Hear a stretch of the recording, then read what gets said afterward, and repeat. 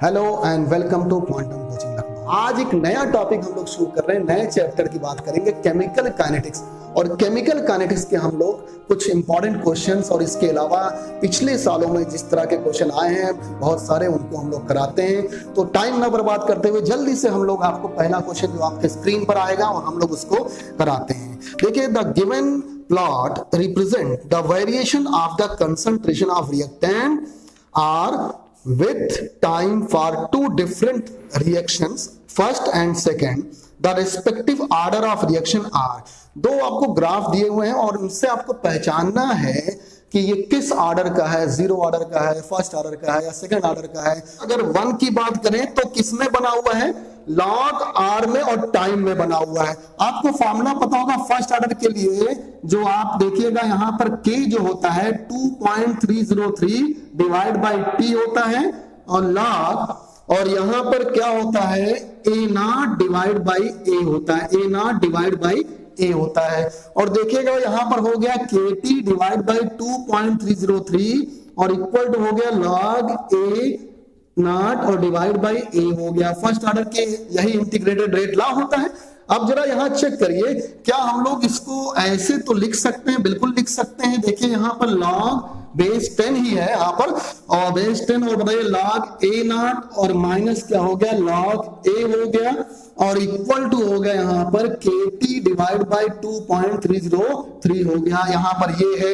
अब देखिएगा हमारा जो कर्व है, ग्राफ है, वो लॉग आर, मतलब यहाँ पर जो आप देखिएगा आर क्या लिया गया है, आप सीधे सीधे देखिए एक की जगह पर आर ले लिया गया। तो चलिए इसको हम लोग आर ले लेते हैं और लॉग आर अगर चेक करें तो माइनस के टी डिवाइड बाई 2.303 और यहां पर प्लस लॉग बेस 10, यहां पर क्या हो जाएगा ए नॉट हो गया। अब देखिएगा आप कंपेयर करिए, y इक्वल टू बताइएगा mx प्लस सी से कंपेयर करिए तो x की जगह पर टी आर आना चाहिए, y की जगह पर log r आ रहा है, log r आ रहा है, बिल्कुल सही है। और देखिएगा यहां पर इसको r नॉट ले लीजिए, क्योंकि जब उसको आपने r ले लिया तो यहां पर क्या ले लीजिए r नॉट ले लीजिए, क्योंकि आप कंसंट्रेशन ऑफ रिएक्टेंट को अगर आपने आर ले लिया है तो वहां पर इनिशियल कंसंट्रेशन को भी आर नॉट ले लीजिए।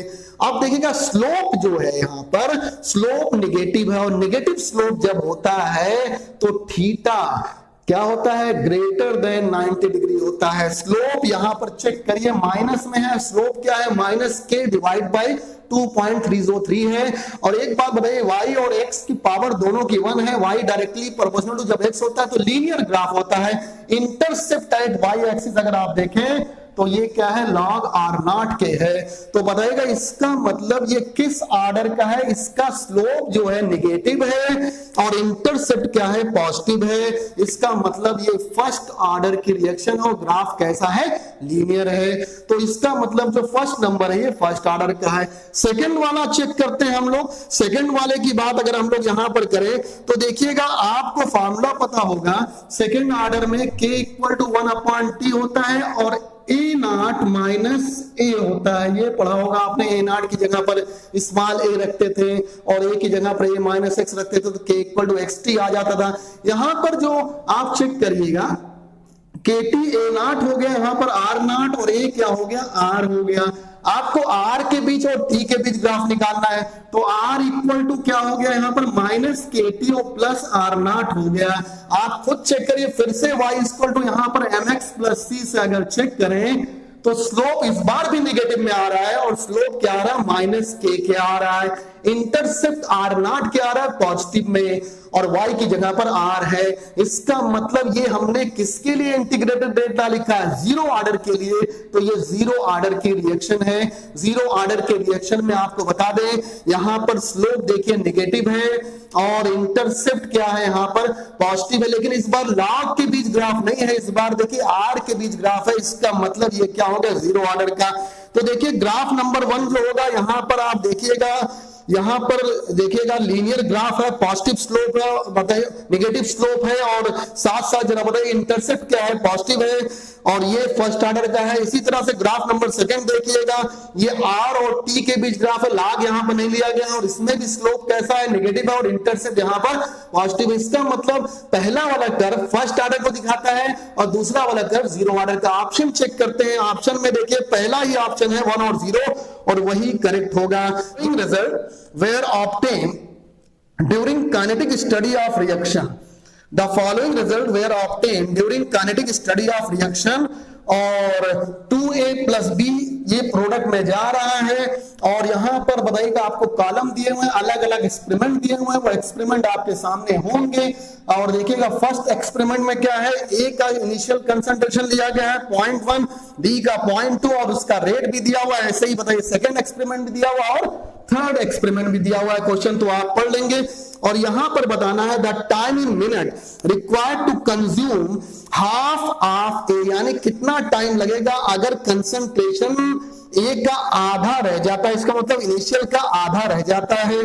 तो कंसंट्रेशन अगर आधा रह जाए मतलब हाफ लाइफ की बात कर रहे हैं यहां पर, और ऑप्शन आपको दिए हुए हैं और उन ऑप्शन के बेसिस पर हम बताएगा यहां पर आपको ये। अब देखिए हम लोग एक्सपेरिमेंट फर्स्ट और सेकंड को लेते हैं, एक्सपेरिमेंट फर्स्ट और सेकंड को लेकर चेक करते हैं। आप भी जरा कॉलम में देखिएगा फर्स्ट और सेकंड को, और उसको लेकर हम लोग देखते हैं। बड़ी गर्मी हो रही भाई, और यहां पर आप चेक करेंगे तो R1 डिवाइड बाय R2, देखिए आपको रिएक्शन जो दिए हुए ये दिया हुआ है 2a प्लस b, और यहां पर प्रोडक्ट में गया है। तो आप यहां देखिए R1 बाय R2 जो चेक करिए, यहां पर A1 डिवाइड बाय A2 की पावर A है, और B1 डिवाइड बाय B2 की पावर यहां पर B है। यानी हम लोग के A के रिस्पेक्ट में हम लोगों ने ऑर्डर A ले लिया, और B के रिस्पेक्ट में क्या ले लिया, यहां पर B ले लिया है। R1 देखिए फर्स्ट और सेकंड में चेक करिएगा, R1 6.93 है और इंटू 10 की पावर -3 है, यहां भी 6.93 इंटू 10 की पावर -3 है।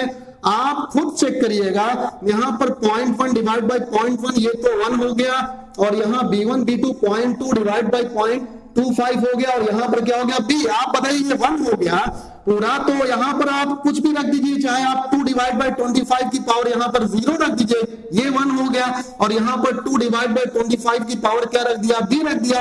यानी ऑर्डर विद रिस्पेक्ट टू बताइए B के क्या है, 0 है। आसानी से आप समझ गए। अब हम लोग एक्सपेरिमेंट लेते हैं, कौन सा एक्सपेरिमेंट, यहां पर सेकंड और थर्ड, फर्स्ट और थर्ड की बात करते हैं। तो एक्सपेरिमेंट फर्स्ट और थर्ड ले लेते हैं, जिससे हम लोग एक ऑर्डर भी निकाल सके।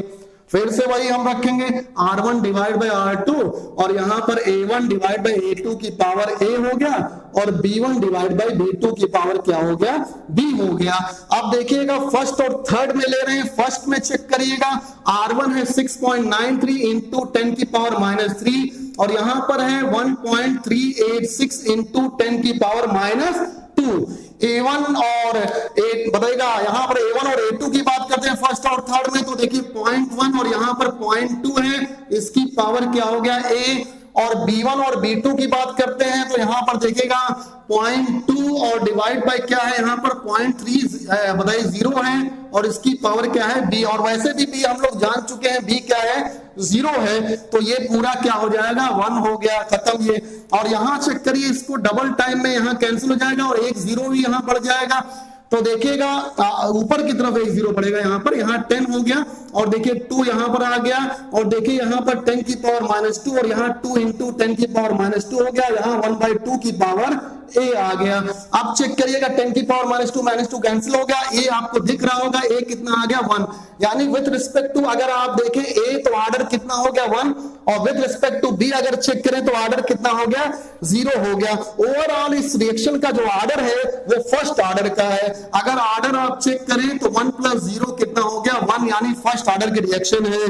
तो फर्स्ट ऑर्डर की रिएक्शन है, तो डिफरेंशियल रेट ला या R = K × A होगा, A की पावर पर ही डिपेंड कर रहा है, तो R हो गया K × A। R की वैल्यू कोई भी एक ले लेते हैं, चलिए पहले वाले रिएक्शन से लेते हैं, 6.93 इंटू 10 की पावर -3, और K और कंसंट्रेशन जरा बताइए इस टाइम पर कितना है, 0.1 है फर्स्ट वाली रिएक्शन में, तो K कितना आ गया जरा बताइए, यहां पर चेक करिएगा, 6.93 इंटू 10 की पावर -2 के आ गया। अब K यहां पर निकल गया। आपको पता है हाफ लाइफ निकालना है, टाइम निकालना है जब इसका कंसंट्रेशन आधा रह जाए, और टाइम जब कंसंट्रेशन आधा हो जाए इसका मतलब T हाफ निकालना है, 0.693, और डिवाइड बाय यहां पर K रखना है, 0.693 यहां पर रख दिया, और डिवाइडेड बाय यहां पर 6.93 इंटू 10 की पावर -2 हो गया, आ गया 10। इसका मतलब जो T हाफ आ गया वो कितना आ गया, 10 आ गया। ऑप्शन में जरा चेक करिए, पहला ऑप्शन है 5 दूसरा है 10, तो दूसरा ऑप्शन ही करेक्ट होगा। और देखिए दूसरा ऑप्शन यहाँ पर करेक्ट। बहुत अच्छा क्वेश्चन है ये, और ये बहुत इंपॉर्टेंट क्वेश्चन है। इस तरह से कॉलम वाले क्वेश्चन आ सकते हैं। जब तक इसको हम लोग इरेज करते हैं, क्वेश्चन आपके सामने आ जाएगा। देखिए at 518 degree Celsius the rate of decomposition of sample, the rate of decomposition of sample of gaseous acetaldehyde initially at pressure of 363 torr was 1 torr per second, और when 5% had reacted, अगर 5% बताइए react हो जाता है तो उसका pressure कितना रह जाता है? 0.5 torr per second रह जाता है। ठीक है भाई। अब देखिए आगे दिया हुआ when 33% had reacted, यानी 5% पर दिया हुआ है 1 torr per second, और 33% पर क्वेश्चन देख लीजिएगा 0.5 torr per second दिया हुआ है। ऑर्डर ऑफ रिएक्शन निकालना है। एसिटाल्डिहाइड का डीकंपोजिशन हो रहा है। एसिटाल्डिहाइड अगर थर्मल डीकंपोजिशन करता है CH3CHO, तो देखिए सॉल्व करते हैं। CH3CHO किसमें जाएगा? CH4 और प्लस CO में जाएगा। इसका मतलब मेथेन और कार्बन मोनोऑक्साइड में जाएगा। अब चेक करिएगा टाइम 0 पर इसका अमाउंट क्या है? 1, और ये 0 है। या इनिशियल में अगर हम इसको 1 ना मानकर A मान लेते हैं, एक्सटेंट ऑफ रिएक्शन से निकालते हैं टाइम 0 पर, तो टाइम T पर जब ये डिकम्पोज हो गया तो इसका बना X और इसका क्या बना? X, और ये हो गया A माइनस X। दो अलग अलग कंडीशन में इसको ले लेते हैं।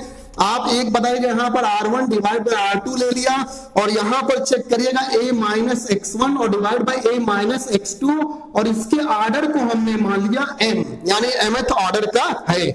अब चेक करिए रेट हम लोगों को अलग अलग टाइम पर दिया हुआ है। रेट अगर चेक करें तो पहले केस में जो रेट दिया हुआ है 1 दिया हुआ है, 1 torr per second, और दूसरे केस में जो रेट दिया हुआ है 0.5 torr per second दिया हुआ है। तो रेट यहां पर रख दिया 1 डिवाइड बाई 0.5, और इनिशियल कंसंट्रेशन की अगर बात करें A माइनस X1 जो बचा हुआ पार्ट यहां पर है A माइनस X1, वो कितना दिया हुआ भाई? वो दिया हुआ पहले वाले में 5% ही रिएक्ट होता है, तो बच कितना आ गया?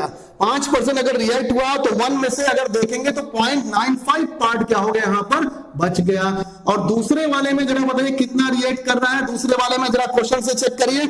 दूसरे वाले में 33% रिएक्ट कर रहा है, तो कितना बच गया भाई? 0.631 से बताइए। अगर 0.67 बचा, ये 1 से अगर कंपेयर करते हैं यहाँ पर, अब ये वैल्यू यहाँ पर रख दीजिए 0.95 और डिवाइड बाई पॉइंट, यहाँ पर 67 आ गया, और इसकी पावर क्या हो गया? यहाँ पर m हो गया। आप इसको जब डिवाइड करेंगे तो ये आ जाएगा 1.41। बहुत अच्छा क्वेश्चन है ये। और यहां पर आ गया 2 आ गया 1.41, इसका मतलब √2 है। ये क्या है भाई? √2 है। तो देखिए 2 को भी आप √2 और √2 का बताइए इंटू √2 रख सकते हैं, इसका मतलब इसका स्क्वायर रख सकते हैं। और यहां पर भी क्या हो गया? √2 की पावर m हो गया। इसका मतलब m कितना आ गया? 2 किस ऑर्डर की रिएक्शन हो गई है? सेकेंड ऑर्डर की रिएक्शन। तो ये फोर्थ क्वेश्चन पढ़ते हैं। देखिए 2 reactions R1 and R2 have identical pre exponential factor. दोनों का प्री एक्सपोनेंशियल फैक्टर यानी आरएमएस फैक्टर क्या है? सेम है, जिसको कोलिजन फ्रीक्वेंसी भी कहते हैं, कैपिटल A से डिनोट करते हैं। Activation energy of R1 exceed that of R2 by कितना? 10 किलो जूल पर मोल, यानी R1 R2 से कितना कर रहा है? लीड कर रहा है एक्टिवेशन एनर्जी 10 किलोजूल पर मोल।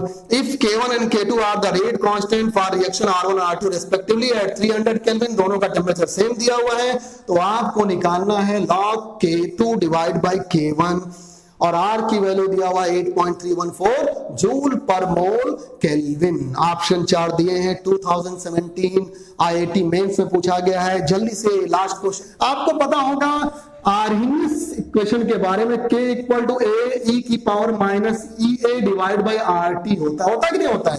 K यहाँ पर रेट कांस्टेंट है, ये क्या है? एक्टिवेशन एनर्जी है, R यूनिवर्सल गैस कांस्टेंट है, कैपिटल D क्या है? एब्सोल्यूट टेम्परेचर है। तो ये फार्मूला आप जानते हैं। अगर आपसे कहा गया है कि प्री एक्सपोनेंशियल फैक्टर मतलब कोलिजन फैक्टर क्या है? सेम है।